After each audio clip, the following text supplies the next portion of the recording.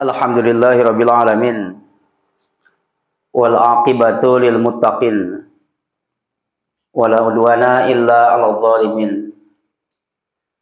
Asyhadu an la ilaha illallah ar-rahmanir rahim wa asyhadu anna Muhammadan abduhu wa rasuluhu min akhiril anbiya'i wal mursalin. Kama qala Allah Ta'ala fi kitabihil karim, a'udzu billahi minasyaitonir rajim. Kama arsalna fikum rasulan minkum yatlu alaikum ayatina wa yuzakkikum wa yu'allimukumul kitaba wal hikmata wa yu'allimukum ma lam takunu ta'lamun. Quran surah Al-Baqarah ayat 151. Puji dan syukur sama-sama kita panjatkan kehadirat Allah Subhanahu wa taala, yang mana pada kesempatan ini kita bisa berkumpul bermuajahah silaturahim, mengikat jalinan ukhuwah yang sedikit demi sedikit mulai pudar dan mulai ada pihak-pihak yang punya kepentingan untuk memecah belah umat ini sehingga tidak menjadi sebuah kesatuan. Sementara para hadirin sekalian, nilai satu konsep yang diajarkan oleh Rasulullah bahwa kenapa kita harus banyak berbeda sementara yang sama lebih banyak. Tak usah bertengkar gara-gara nasi yang sama sementara gambar piringnya yang berbeda. Itu yang selalu digembar-gemborkan. Tapi sebenarnya dalam konsep fikih dan ibadah, kita itu bukan ingin beda dengan orang lain. Kita itu ingin benar dalam ibadah itu, walaupun konsekuensinya harus beda dengan yang lain. Karena ibadah itu kan bukan bagus dan banyak, tapi mesti betul. Para hadirin yang dirahmati Allah, konsep yang judul tema yang disampaikan dikirim kepada saya. Ini saya curiga, ini Ustaz Devi yang bikin ya. Judulnya. Oh enggak. Saya curiga Ustaz Devi, malah curiga nggak boleh kan ya? Oh, dari YouTube ya. Oh, enggak lah. Saya lihat bapak-bapak kayaknya kurang asik kalau kita membahas judul dengan cinta yang hakiki. Tapi akan kita kaitkan sedikit masalah cinta itu. Lagi pula saya membahas cinta biasanya pakai bahasa Sunda. Ya. Sekarang kita bahas Turki aja ya. Anu batur beki. Ya, lagi musim kan sekarang Pak ya. Saya berangkat dari salah satu ayat dalam surah Al-Baqarah. Mohon ibu dan bapak, pemudi-pemuda sekalian, mohon dikritisi dan dikritik. Saya terbuka. Walaupun lagi bicara, kata orang tidak sopan kalau Ustaz lagi bicara kemudian kita protes. Dengan saya bebas-bebas aja. Kalau bapak tidak setuju, saya salah baca hadis atau periwayatan, saya salah baca ayat, bapak angkat tangan, bukan ke kamera ya, angkat tangan ke saya, kemudian bilang, Ustaz baca Qurannya salah. Dengan segala hormat saya akan menghormati itu. Karena orang yang bisa bersatu di tempat dan di mana saja, orang-orang yang mampu menerima perbedaan dalam kehidupannya. Para hadirin yang dirahmati Allah, berangkat dari salah satu ayat surah Al-Baqarah 151. Allah Subhanahu wa taala berfirman, "Kama arsalna fikum rasulan minkum." Sebagaimana kami telah mengutus kepada kalian satu utusan minkum, dari golongan kalian. Dalam tafsir Ibnu Katsir dikatakan rasulan, satu utusan, maksudnya Rasulullah Shallallahu alaihi wasallam. Dan Rasulullah itu minkum, dari kalian. Kata Imam Ibnu Katsir, ae minan nas. Rasulullah itu golongan manusia, tidak diutus dari golongan jin, tidak diutus dari golongan malaikat, tapi minan nas, dari manusia. Dan itu dikuatkan dengan kalimat ayat, inni basyarun mislukum yuha ilayya. Sesungguhnya aku ini manusia seperti kalian, cuma bedanya aku diberi wahyu. Apa tugasnya? Yatlu alaikum ayatina. Satu, Rasulullah harus membacakan perintah dari Allahnya, membacakan kepada kalian ayat-ayat kami. Kata Imam At-Tabari dalam tafsirnya, minha ayatun kauniyatun, maksudnya ayat-ayat kauniyah. Satu, Rasulullah membacakan ayat-ayat kauniyah. Yang kedua, tugas Rasulullah dari Allah dalam surah Al-Baqarah 151 itu, wa yuzakkikum, membersihkan kalian. Yang ketiga, wa yu'allimukumul kitaba wal hikmata, mengajarkan kepada kalian al-kitaba, Al-Qur'an, wal hikmata dan sunnah, suri tauladan. 4 wa yu'allimukum ma lam takunu ta'lamun. Rasul punya tugas mengemban misi dari Allah, mengajarkan tentang agama yang kalian tidak pernah tahu. Kita coba sisir dari awal, karena tafsir kan ada tafsir mufradatnya, ada lafzi, ada maknawi. Allah Subhanahu wa taala menyebutkan dengan kalimat kama arsalna, sebagaimana kami telah mengutus.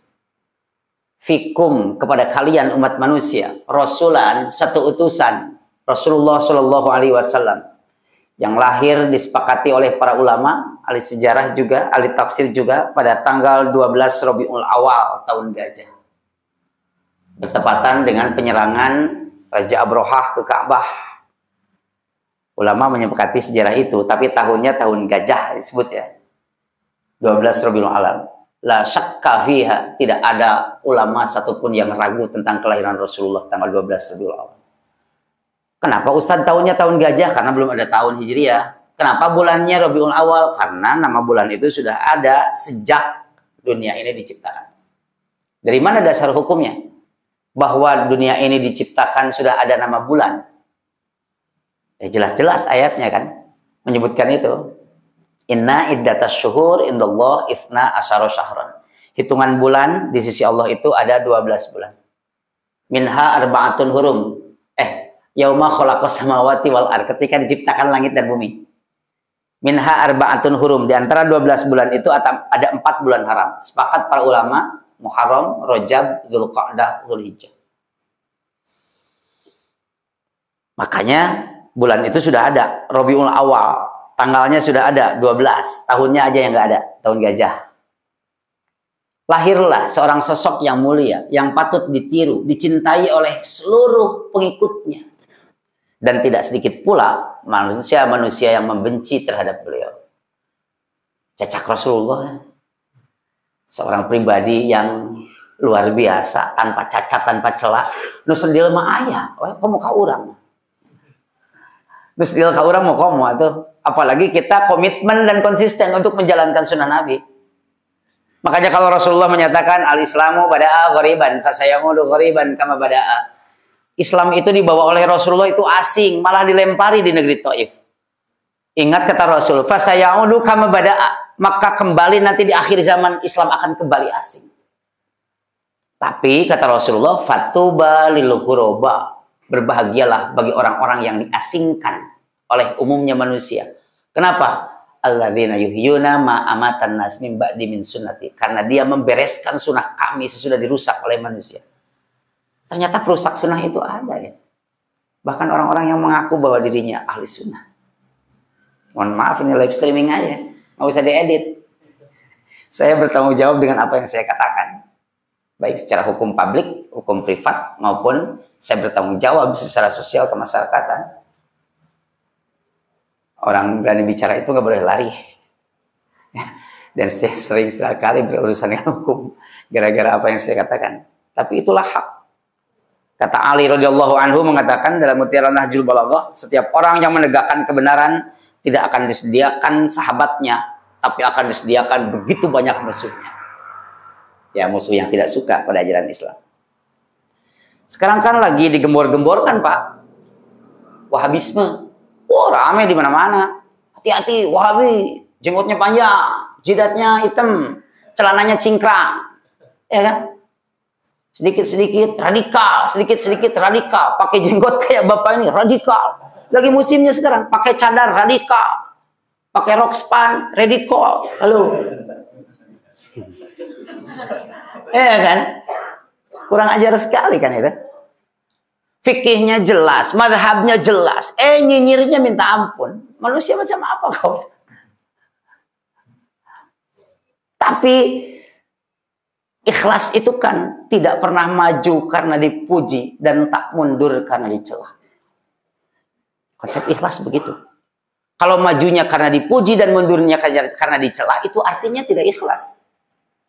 Kita komitmen dan konsisten dengan fikih yang kita kuasai, yang kita kenal, yang kita dengar dari guru-guru kita. Ini dasar hukumnya, laksanakan. Karena vonis bukan di dunia, vonis itu di akhirat. Dunia itu tempat analisa dan beramal. Saya kasih analogi ya. Kalau kita merasa bahwa kita ada dalam sunnah, kita tegak dalam sunnah, berarti kita pemainnya. Pemain bola profesional tidak pernah mengejar penonton yang menyorakinya. Kenapa? Karena tahu bahwa penonton bisanya cuma sorak, nggak bisa main bola. Ibu main bola, oh ya mainnya butut, diudah penonton cul bola. Itu amatiran namanya. Dia punya target, saya harus menggolkan sunnah itu sampai gawang, gitu. Bahkan sampai akhir hayat, peduli amat orang bilang apa, ya si amat aja peduli.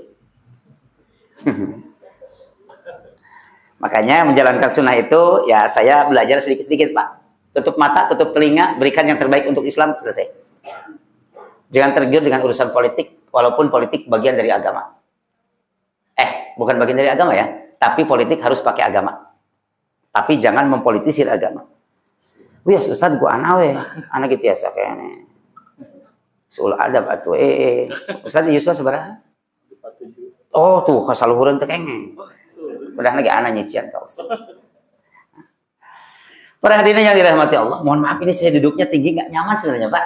Bapak-bapak lebih tua ya. Saya enggak, biasanya saya kalau pengajian begini, biasanya pakai meja di bawah sila gitu Pak. Jadi kalau begini serasa gimana ya? Tapi kan bukan sholat, oh enggak, ini aman ini tempat sholatnya. Ya. Biasanya ada sholat-sholat yang tinggi ya. Kayak di itu Pak di situ, tit ya. Ada di situ, sholat subuh saya, Ustaz kajian subuh sekaligus ngimamin subuh. Oh ya, baik. Saya ke sana, dilihat tinggi, saya bilang, tolong semuanya mundur satu langkah, satu saf. Cericing, ayo mundur satu langkah, nanti saya jelaskan. Cericing kene ngagajeleng we abdi kasap pertama, kakarek we mundur.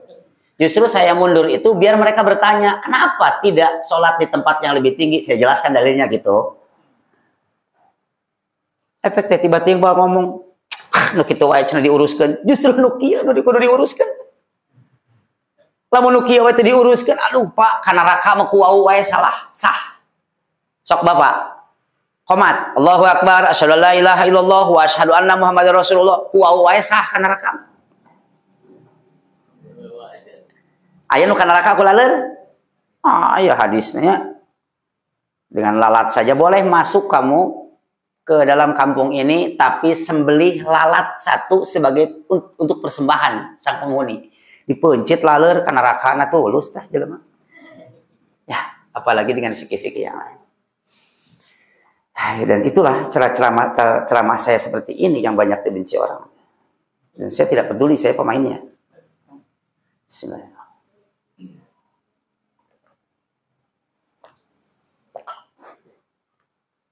Rasulullah Shallallahu Alaihi Wasallam dari golongan manusia. Saya terangkan di pesantren Cipasung waktu itu.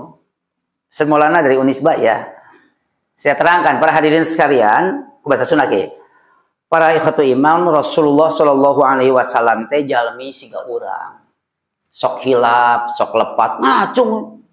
Apunten cenah Pak. Ustaz Anom di mana ya di Bandung? Oh, paingan wantunannya. Ya sudah sabaraha? 40. Oh, paingan Anom kene atuh ilmu lagi teh acan mumpuni. Seri. Perkawis naon Pak Kiai? Eta tong wantunan teuing teu sopan, qalil adab, suul adab. Naon? Nyebatkeun Rasulullah teh jalmi siga urang. Saya bilang Rasulullah malaikat. Bukan, jin. Bukan. Naon atuh? Jalmi. Apaan cek kuring ge tadi jalmi? Tapi itu siga urang, cina siga saha tuh. Siga Ustaz Budi. Itu siga urang, siga saha tuh. Ai urang jalmi berarti siga urang. Sok hilap, sok lepat tak eta cenah. Rasulullah mah tara hilap. Rasulullah itu mustahil lupa. Saya bilang saya nggak bicara kalau tak punya dalil. Buka satu Musnad Ahmad. Kitabus Shalah. Bab sujud sahwi. Buka Sahih Muslim. Dengan Syarah Nawawi sama di bab sujud sahwi. Hadisnya begini. Karena Rasulullah Shallallahu Alaihi Wasallam adalah Nabi Shallallahu Alaihi Wasallam. Yusolli zuhur, salat zuhur, rakaataini 2 rakaat. Fa kharaja minal masjid. Setelah itu Rasulullah keluar dari masjid. Faqalu, kata para sahabat, ya Rasulullah, wahai Rasulullah, ataksuru salataka. Apakah engkau mengqasar salatmu? Kata Rasulullah, lah, enggak. Kata para sahabat, idzan nasita, kalau begitu engkau lupa, anta tusalli raka'ataini, beliau itu salat 2 rakaat, engkau itu salat 2 rakaat. Pada khalal masjidah, Rasulullah kembali ke masjid, fasajada sajdataini, kemudian sujud 2 kali sujud. Kemudian kita sebut dengan istilah sujud. Itu dalil yang sahih, nggak bisa terbantah daya nalar dan logika. Dan tidak usah dibantah dengan argumentasi. Dalilnya qat'i. Itu dalil sujud sahwi, Rasulullah hilaf. Tapi Rasulullah macam terlepat. Simpuling, asbabun nuzul surah Abbasah. Rasulullah menghadapi orang-orang pejabat Quraisy pada saat itu yang pura-pura akan masuk Islam, membersihkan diri. Istislam. Tiba-tiba datang seorang yang miskin, buta, tunanetra, ingin masuk Islam juga. Yang kemudian jadi tukang adzan. Namanya Ibnu Ummi Maktum. Rasul teh izin merenang. Kermayunan pejabat, kurunyung, murinya kulehe. Biasanya teh ngurus merenang bololong, uyap ayap. Rasul teh ngebalieur, bari baeun. Baeun Rasul teh. Itu orang mah. Ditegur oleh Allah. Tidak layak bagi seorang utusan Allah sebagai seorang suri tauladan memperlihatkan muka masam dan berpaling wajah. Kata Allah, abbasa wa tawalla. Engkau memalingkan muka. Kurawud hasem, kecut. Wahai Muhammad, anja'ahul a'ma, dari ketika datang kepadamu orang yang buta itu. Wa ma yudrika la'allahu yazakka, engkau tidak tahu bahwa orang buta itu ingin membersihkan diri masuk Islam. Bukan pejabat Quraisy itu. Jadi dari dulu memang pejabat-pejabat itu kayak gitu. Enggak sih sebagian, kalau di Indonesia enggak terlalu banyak. Sebagian aja. Iya. Kalau mau pemilihan apa gitu baru datang pileg, bilbuk, ya. Baru datang senyum-senyum ke orang Islam, ngedadak pakai peci, ngedadak pakai surban, biasanya. Jumatannya getol seminggu 2 kali. Rajin gitu, Pak. Malah ada orang yang tidak suka pada Islam, kemudian dia pakai kerudung, walaupun sepotong. Kerudung. Ada orang pamengpeuk, nanya ke saya, Ustad, ayeuna mah nu teu resepkeun kana Islam teh nya ditarudung cenah. Eta teh tandana akhir zaman. Saya bilang bukan, itu tandanya tarikh pemilu. Enggak, bukan akhir zaman, tarikh pemilu mah gitu. Saya ditawari oleh beberapa partai, Ustaz mau enggak? Enggak. Ayo Ustaz, moal. Nah, moal. Keur genah hirup sieun jadi teu genah. Ayeuna teh keur genah, Pak. Ngajar di pesantren, macul di kebon, saya nanam kopi, buka kedai kopi gratis, ada kajian tadi sore, kajian anak-anak muda hijrah. Ustaz Devi tahu ya? Komunitas muda hijrah yang pakai tato-tato tidak tersentuh oleh dakwah di masjid. Kapan mereka ke masjid? Saya rangkul, saya bawa. Gitu aja enak. Kalau Ustaz Devi hobinya menyantuni anak yatim, asal ibunya masih muda. Beliau. Adik saya dari dulu kenal. Iya, soulmate. Cuma nggak laku aja belum. Nah Rasulullah ada dalil yang lain ada. Nah ini yang rame nih. Iya, nupi omongan Teh Abi pernah dipanggil 3 kali. Ada dalil yang lain Rasulullah salah ada. Tapi Rasulullah itu kan maksumun. Beliau dipelihara dari dosa. Sehingga salahnya tidak menjadi dosa, malah menjadi pelajaran karena turunnya wahyu. Yang sederhana saja, surah Al-Kafirun, asbabun nuzul. Kalau hadis kan asbabul wurud ya, Bapak-bapak lebih tahu. Kalau itu, ayat itu asbabun nuzul. Sebab turunnya ayat surah Al-Kafirun. Satu surah diturunkan itu. Rasulullah kan diajak ngobrol. Awalnya diancam. Muhammad eureun cenah dakwah teh bisa dipegat di jalan, bisa diradikalkeun gitu. Bisa kajianana dibubarkeun. Enggak takut Rasulullah, jalan aja. Apa urusannya? Di balik segala kekuasaan ada yang maha kuasa. Di balik segala kekayaan ada yang lebih kaya. Dan segalanya sudah diatur oleh Allah. Tancapkan keimanan itu dalam jiwa. bahwa setiap orang yang berani tidak pernah mempercepat kematiannya, sebagaimana penakut tidak pernah memperpanjang umurnya. Diancam Rasulullah enggak nyantai aja. Tebenang diancam diolok suatu Muhammad yang naon mana teh asal eureun cenah sok tong dakwah-dakwah Islam pan aya agama leluhur. Mau apa sok? Harta, tahta, wanita, mau Toyota Avanza atau Innova? Atau mau ontak aja? Enggak mau kata Rasul. Ternyata yang ketiga 2 kali gagal datang lagi dia ngajak lobby orang kafir itu. Gini aja Muhammad, lobby lah. Makanya kalau dalam politik kalau sidang paripurna nggak selesai, biasanya ada yang interupsi. Itu ada lobby Pak, ada ruangan lobby khusus. Kalau lobby mah beres.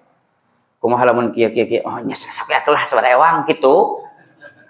Itu lobby namanya. Makanya di hotel-hotel ada ruang lobby itu ya buat mengakurkan yang tidak akur, menyamakan apa yang tidak sama, dan menyamarkan yang haram atau membuat halal itu seolah menjadi tidak boleh dengan berbagai kepentingan.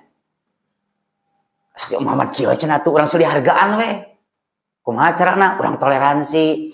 Dari Muharram sampai Dzulhijjah tahun ini kami umat jahiliyah ikut bersamamu, ikut sholat, saum, ibadah seperti umat Islam. Tapi tahun depan, Muharram tahun depan, umat Islam ikut kami menyembah Lata Uza. Mau nggak? Deal or no deal?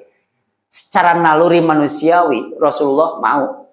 Kenapa? Kalau orang ikut sholat, ikut saum Ramadan, pasti banyak yang masuk Islam. Disangkanya dakwah itu berhasil dikarenakan banyak pengikut. Enggak.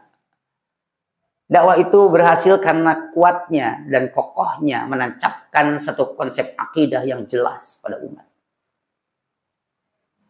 Ulah ketika ustadna pundung gitulah, abdi mah pangsiun naon da ustadna ge da umat nage teu nuturkeun cenah.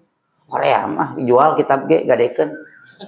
Ada ustad yang kayak gitu tuh, ada Pak, serius. Naon, anu nuturkeun cenah sataun teh ngukur menang duaan. Anu nuturkeun kana paham saya teh geus cenah pensiun. Nanya ya Ustaz gitu.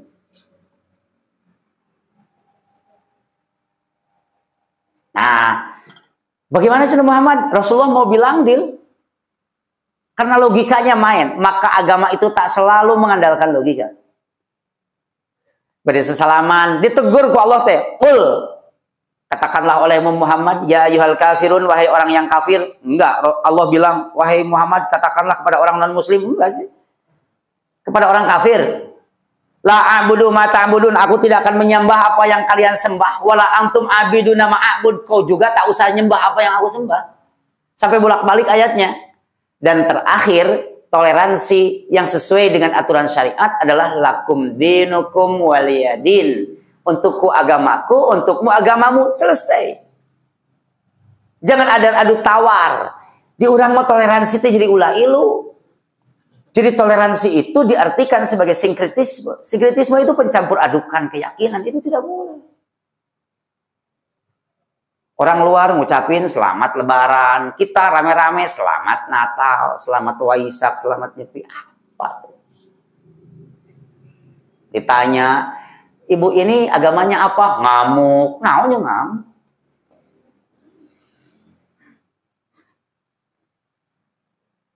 Jadi kalau dakwah itu kalau A, A, B, B. Kalau benar, benar. Kalau salah, salah. Kalau lihat motor RE King saya, ada tulisan, ada plat nomornya 2211. Tadi yang istri, itu deh. Merek 22, merek hiji-hiji, gitu.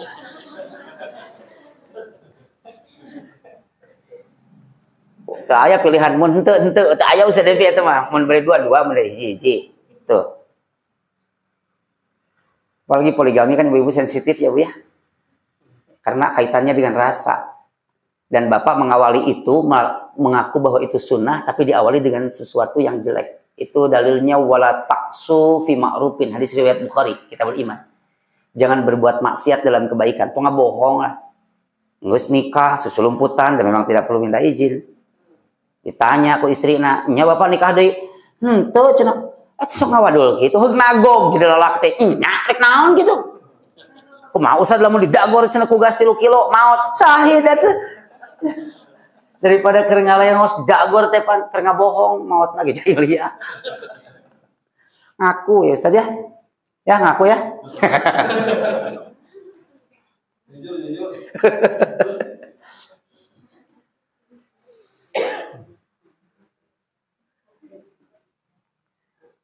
Saya punya kenalan anggota GAMKI sih, Gerakan Angkatan Muda Kristen Indonesia. Dari partai ngek, partainya ngek ya, yang merah itu.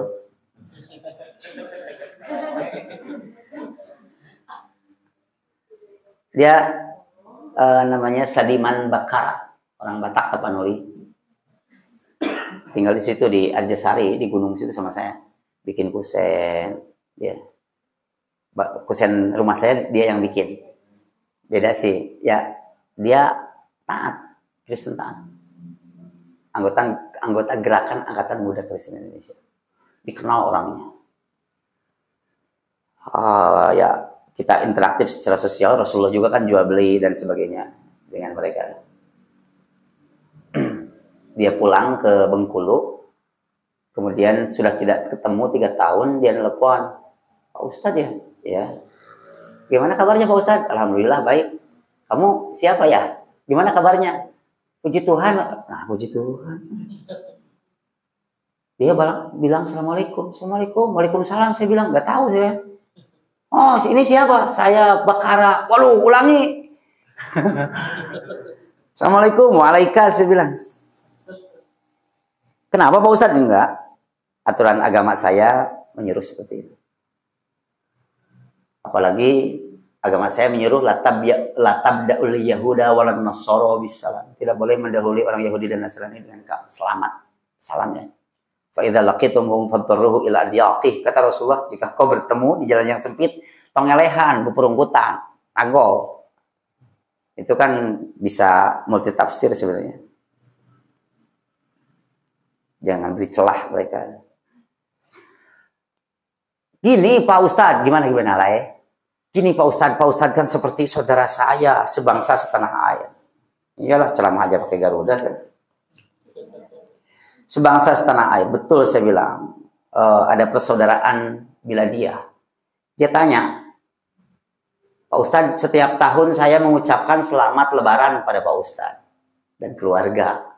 Dan Ustadz bilang terima kasih. Tapi saya belum pernah dengar nih, mumpung tanggal 24 Desember, saya mau mendengar Pak Ustadz ngucapin selamat Natal pada saya. Saya bilang, aduh ngampura lah, mal bisa. Loh, kok nggak bisa?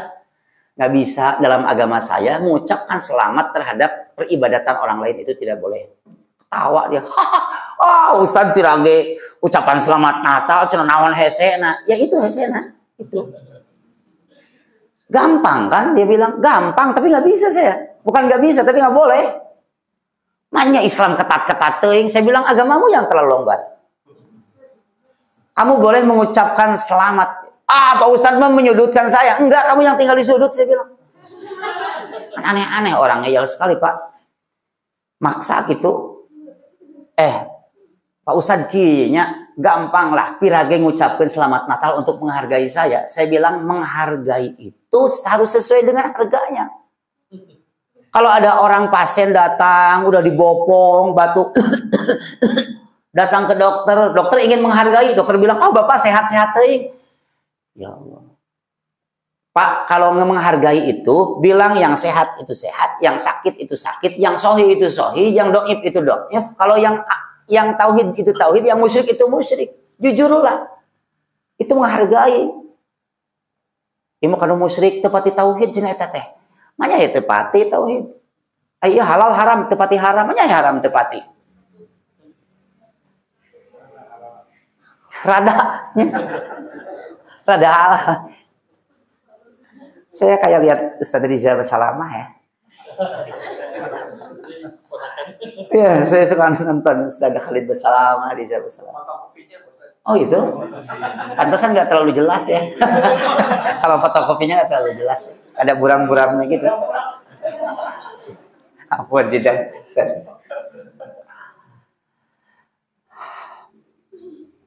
Saya bilang laek puntennya. Kamu kan ngerti bahasa Sunda. Saya bilang dina Islam itu aya kecap. Kira itu nggak ada. Karena orang celaka itu dengan hal-hal yang kecil. Iya gitu, iya.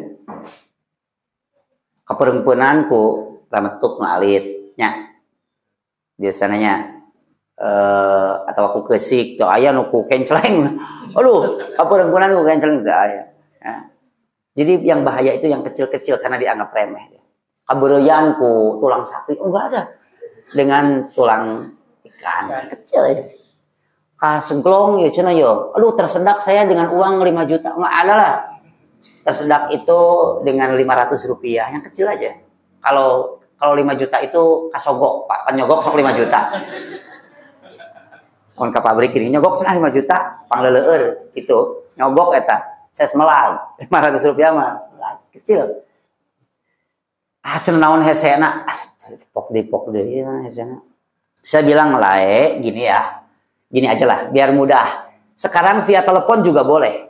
Kamu coba ucapkan asyhadu alla ilaha illallah wa asyhadu anna muhammadar rasulullah. Ketawa dia. Atuh cenah saya ngucapkeun syahadat mah atuh cenah asup Islam. Cek abdi biar ge syahadat atuh sok-sok gancengan. Cenah teu pira, heuh eta nu tadi teh diobrolkeun teh. Teu pira. Jadi orang-orang itu suka menganggap remeh terhadap hal-hal yang kecil. Padahal yang kecil itu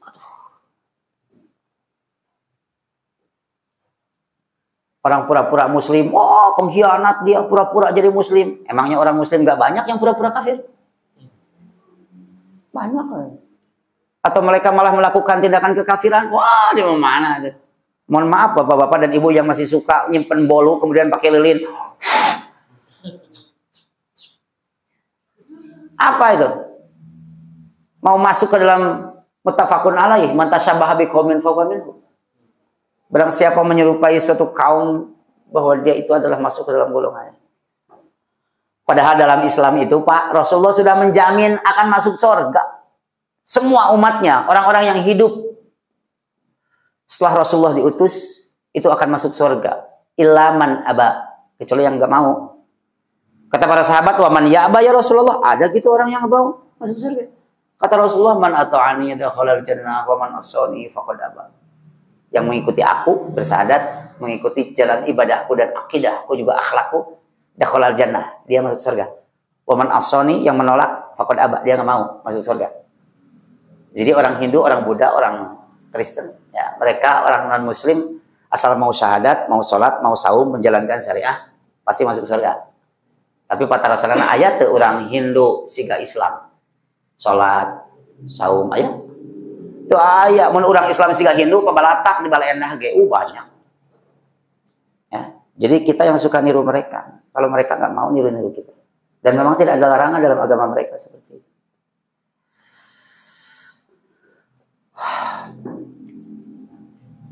Rasulullah ternyata dari kesalahan itu belajar dari wahyu yang diturunkan bahwa konsep yang disebut toleransi yang sesuai dengan syariat itu adalah lakum dinukum waliyadin. Saya nggak sebut namanya. Di Jawa seberang sana jauh ada ustadz ceramah di gereja pada malam misa Natal. Ketika diwawancara jawabannya, saya menjaga toleransi beragama. Saya bilang ini nggak mikir, terlalu kasar apa ya? Nggak ngotak, lebih kasar lagi ya. Ada bahasa halusnya apa ya? Goblok Pak, bahasa halusnya. Kalau ustadz sudah ceramah di gereja, pendeta nyukeun jadwal Jumat. Mau ngisi Jumatan, apa? Tukeran yuk. Gitu kan, saling kan? Enggak lah. Beragama itu dilindungi oleh konstitusi. Mulai hukumnya. Pasal 29 ayat 2, negara menjamin kemerdekaan tiap-tiap penduduk untuk memeluk agamanya masing-masing dan untuk beribadah menurut agama dan kepercayaannya itu. Konstitusi yang menyebutkan 29 ayat 2. Kemudian didukung oleh Undang-Undang nomor 39 tahun 99 yang buatan manusia itu. Nomor 39 tahun 99 itu tentang hak asasi manusia, termasuk kebebasan untuk beragama. Kalau nanya undang-undang ke saya.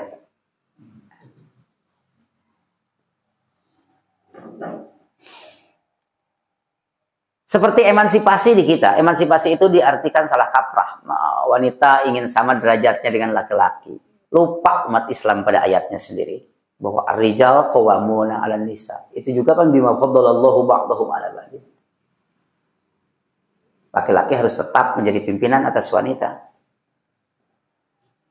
Laki-laki tulang punggung. Makanya sering amanat saya kepada para suami, jangan jadikan tulang rusukmu sebagai tulang punggung untuk keluarga. itu tidak sah. Karena fungsi tulang rusuk adalah penopang tulang punggung agar tetap berdiri tegak. Tapi ibu-ibu sekarang banyak wanita karir ya. Tapi mesti dengan izin suami. Kalau izin suami tidak mengizinkan, janganlah. Ibu yang harus mendukung suami untuk giat bekerja, mencari nafkah yang halal. Dukung Bu Ibu, biar berkah. Karena kesuksesan suami itu Bu, bukan karena usahanya sendiri, tapi ada doa dari pendampingnya setiap malam agar suaminya lebih hebat rezekinya, lebih halal, lebih berkah. Percaya nggak Ibu? Bapak sukses karena doa dari Ibu, percaya nggak? Percaya. Tuh, cacak hiji, nunga doa, komalamun opa, nyapa.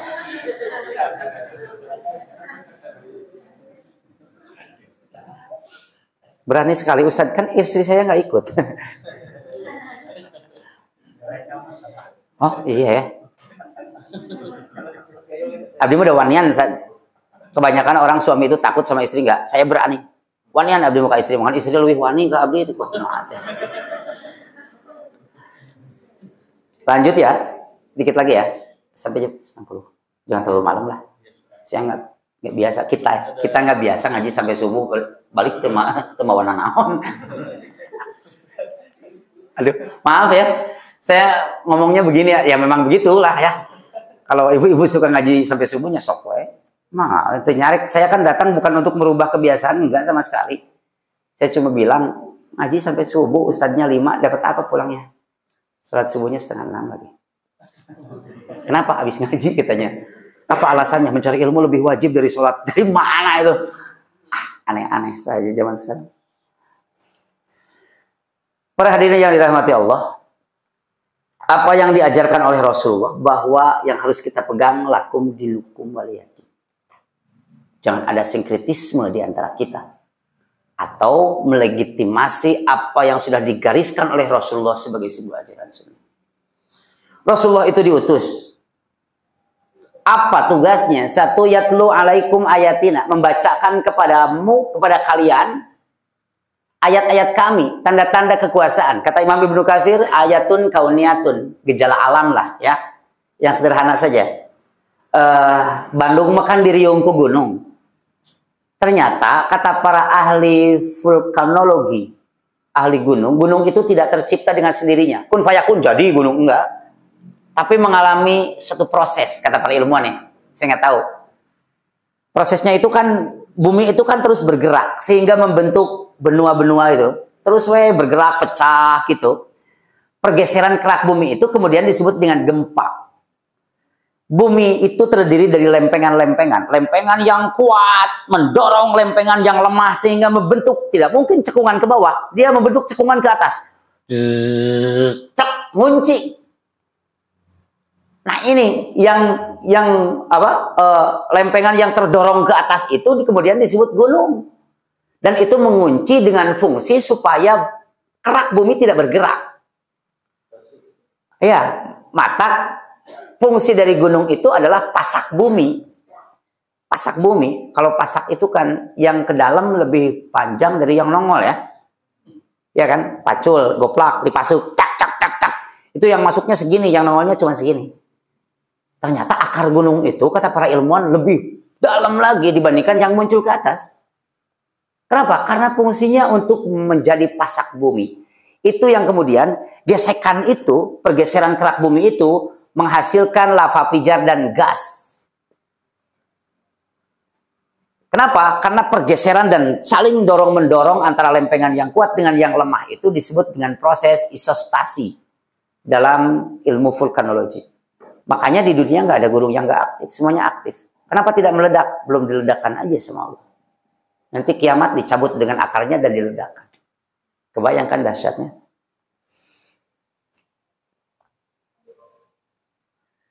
Jauh-jauh ke gunungnya apa ya? Tangan lah. Kenapa jari tangan berbeda? Itu yang harus ditafakuri. Oh ternyata dari perbedaan itu menghasilkan sebuah kekuatan yang besar kalau disatukan. Dan fungsinya beda-beda. Ini ibham, ini sababah, alat untuk mencaci. Ini ibham, alat untuk memuji. Kebanyakan orang menggunakan telunjuknya lebih banyak dalam hidupnya dibandingkan jempolnya. Nah, jempol mah paling jadi anggo ngetik WA. Kalau ini dipakai mencaci maki. Karena orang ditunjuk selalu tersinggung. Kau. Jangan melawan kebiasaan. Agama ini sudah dibawa. Ya mah agama karuhun. Ada yang kayak gitu. Dikasih dalil malah. Gituan, ya agama karuhun. Kamu kan cuma S1, saya S3. Saya lebih berpendidikan dari kamu. Saya bilang, saya pernah mendengar itu dalam Quran. Ana khairum minhu khalaqtani min nar wa khalaqtahu min tin. Apa itu artinya? Wah, serius gitu artinya. Jadi orang yang merasa bahwa dirinya lebih baik dibandingkan orang lain itu apa? Ada kan dalam Al-Quran, aku diciptakan dari api, kau cuma dari tanah, wahai Adam. Ya itu, temannya dia itu. Padahal kita gak ada apa-apanya. Bahkan untuk menganalisa apa yang ada dalam diri kita saja, jarang orang yang mampu.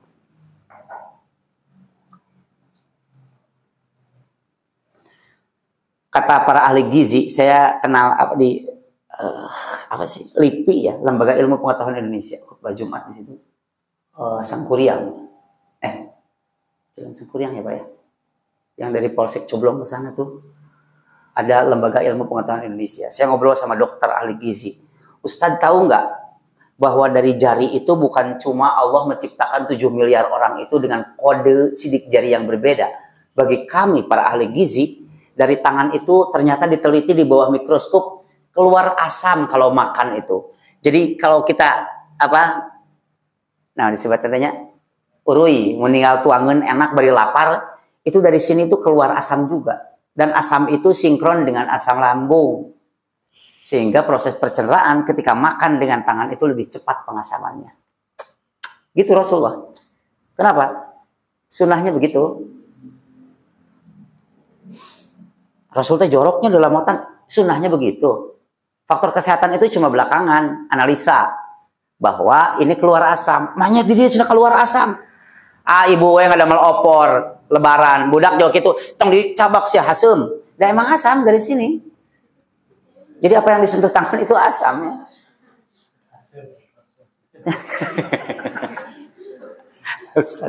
Bercandanya ya. Jelamotan gitu Rasulullah, tapi sendiri. Kalau di hajatan jangan, Bu tolong dijilatin. Saya malas. Nggak usah ya.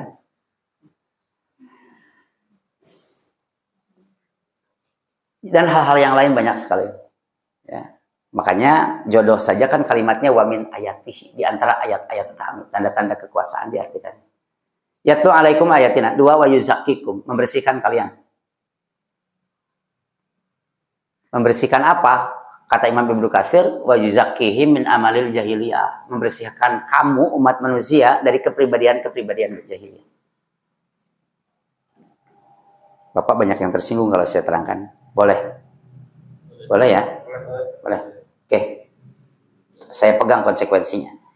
Di zaman Rasulullah ada 4 berhala yang disimpan di dalam Ka'bah. Lata, Uzza, Hubal, Manata. Khubal, ada yang bilang Khubal, ada yang bilang Kubal. Yang Khubal Manata itu nggak terkenal, yang terkenal itu Lata dan Uzza. Makanya orang jahiliyah kalau mau menyembelih, Bismillah wa Bismil Uzza, Bismillah wa Bismil Uzza. Oleh Rasulullah diajarkan Bismillahi Allahu Akbar. Who's them? Siapa mereka? Manhuma? Siapakah mereka? Lata Uzza itu. Ternyata kata para ahli sejarah, Lata dan Uzza itu ismani rojulani solihan. 2 lelaki yang soleh, tokoh masyarakat, bager soleh, dipuja-puja ku sararea, jasanya begitu besar, kiprahnya di masyarakat begitu besar. Maut tidak melalui patung. Jami soleh. Makanya orang jahiliyah itu tidak pernah menyembah Lata dan Uzza. Kata Umar bin Khattab, atabudunal ausan, kau menyembah berhala? Kata orang jahiliyah, la, tidak. Na'budullaha wa nasta'inullaha, kami menyembah Allah dan juga meminta kepada Allah. Bedanya kalau umat Islam, ajaran Rasulullah, minta langsung kepada Allah. Kalau kami jahiliyah meminta kepada Allah biwasilatil ausan, tapi melalui perantaraan patung orang soleh. Ame teu era teuing ka patung jelema soleh pangdugikeun ka Allah. Tawasul. Menjadikan wasilah orang soleh. Tanya kepada orang yang suka minta kepada kuburan. Dia minta ke kuburan kepada orang mati? Enggak. Minta kepada Allah, tapi melalui kuburan orang soleh. Itu jahiliyah modern. Jika itu kasih inggung gitu.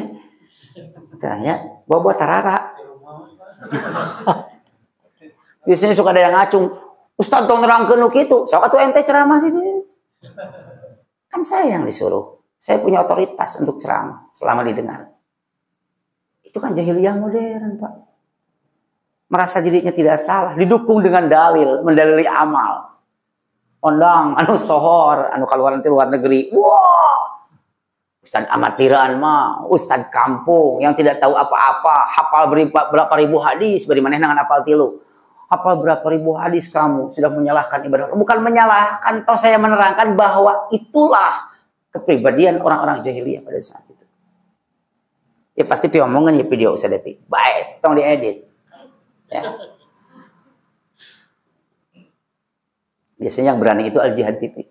Saya bilang, mau diedit, tong live streaming. Mau, awas. Mau ayat tit atau dipotong, awas. Saya nggak mau lagi. Nggak mau, Ustaz, mau. Nyawa full. Jadi dipanggil. Wa yuzakkikum, membersihkan kalian dari amal-amal jahiliyah dan keyakinan jahiliyah. Wa yu'allimukumul kitaba wal hikmata. Rasulullah mengajarkan kepadamu al-kitaba, Al-Qur'an wal hikmata, suri tauladan. Terakhir, wa yu'allimukum ma lam takunu ta'lamun. Rasulullah mengajarkan kepadamu tentang agama yang kamu tidak pernah tahu. Jadi sing horeng urang teh geuning teu apalna naon. Enggak tahu salat, diajari oleh Rasulullah salat jadi tahu salat. Tidak tahu zikir, diajari oleh Rasulullah zikir, jadi tahu zikir. Gak tahu cara sholawat, diajari oleh Rasulullah sholawat, jadi tahu sholawat. Mana sholawat yang sahih itu? Mana zikir yang sahih itu? Mana cara ibadah sholat yang benar menurut tuntunan Rasulullah itu? Asalang urang teh pantunya, dikasih tahu oleh Rasulullah. Matak dina agama, mah tidak boleh sok tahu. Tekengeng nyanyahoanan. Makanya diajarkan wa ma atakumur rasulu fakhudhuhu. Apa yang diajarkan oleh Rasulullah ambil. Wa manahakum anhu fantahu. Apa yang dilarang oleh Rasulullah jauhi. Iya mudah bisa nyieun sorangan ibadah teh ayeuna mah leuwih ti Rasulullah. Tanpa Jibril, tanpa wahyu, tapi bisa bikin sendiri, kemudian dia pagar dengan dalil. Ini dalilnya. Memang implementasinya seperti itu. Apa yang tidak diamalkan oleh Rasulullah, tidak diamalkan oleh sahabat, bukan berarti tidak baik. Iya, baik itu, cuma tidak benar aja. Karena ibadah itu kan benar, bukan baiknya.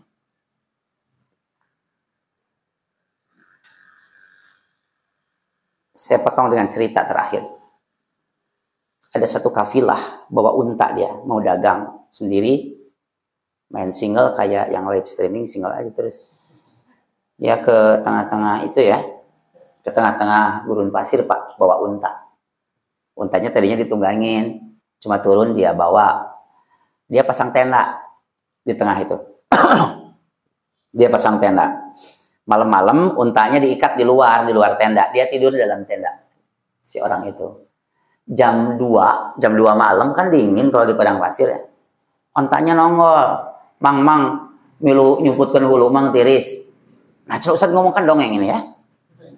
Milu nyumputkeun hulu mang tiris kana tenda.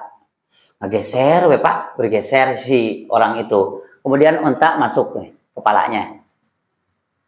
Udah jam 2:30 dingin badannya. Mang geser mang awak sepotong memang. Geser itu yang punya, yang orang itu. Dia masuk sepotong. Mang teu kuat cenah mang blus we onta teh. Jadi onta di jero tenda nu bogana di luar. Jadi kalau kita kasih celah orang untuk melakukan sebuah tindakan kreativitas dalam ibadah, kita kasih celah dia, sok sing kreatif, bikin ibadah-ibadah baru. Nanti sunnah yang aslinya hilang. Sehingga Islam itu tidak murni lagi. Yang dianggap palsu itu yang asli justru. Zaman sekarang karena Avanza, mohon maaf sebut mereknya ya. Karena Avanza diproduksi pabrikan banyak sekali, untuk agar beda, kita kasih polet, kita kasih stiker banyak, biar beda sama yang lain. Ternyata yang lain juga ngikut. Pasang stiker, pasang tulisan, pasang family itu ya. Nah, kasih polet. Anak-anak zaman sekarang nggak tahu Avanza yang asli yang kayak gimana. Jarang kan. Yang taunya Avanza itu yang penuh dengan stiker gitu aja. Anak-anak sekarang. Pas datang Avanza dari pabrik, beli bapak, kenapa beli Avanza palsu? Cina ada nu asli mah ya stikeran gitu Pak Teteh. Jadi nu asli itu dianggap palsu. Kenapa? Karena nggak ada stikernya, maka jangan izinkan siapapun untuk menempel agama itu dengan peribadatan apapun kecuali apa yang diajarkan oleh Nabi. Kalau urusan duniawi itu beda lagi. Kata Rasulullah, min amri dini fa ilayya, urusan agama kepadaku sepenuhnya. Jangan bikin kreativitas. Tapi min amri dunyakum antum a'lamu bi umri dunyakum. Kalau urusan dunia kamu lebih tahu.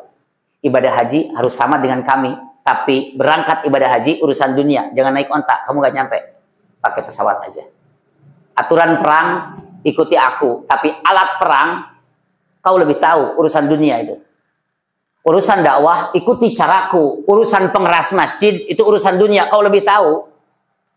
Hari ini berarti mobil berarti pengeras ke bid'ah. Ini salah faham atau fahamnya yang salah?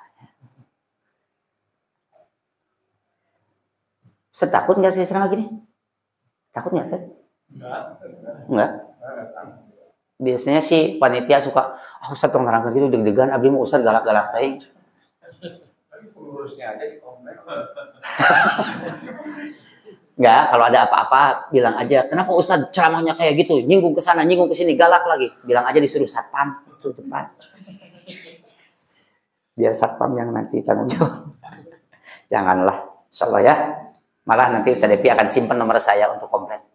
Ya, kalau ada yang komplain silakan ke saya aja. Panitia nggak tahu apa-apa. Ya.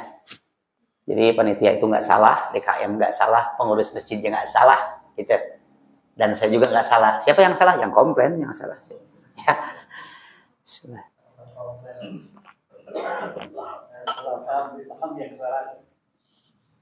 Meni gujrud sok ngagujrudkeun perbedaan. Justru gujrudnya lantaran beda gitu, Pak. Lamun teu beda mah teu kudu gujrud. Jadi aneh kalau orang ulah ngaributkeun perbedaan. Justru ribut itu karena beda.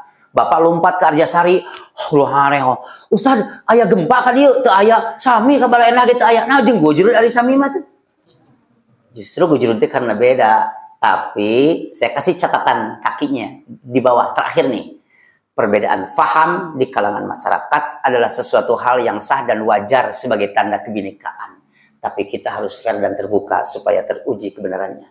Rabbana atina fid dunya hasanah wa fil akhirati hasanah wa qina adzabannar.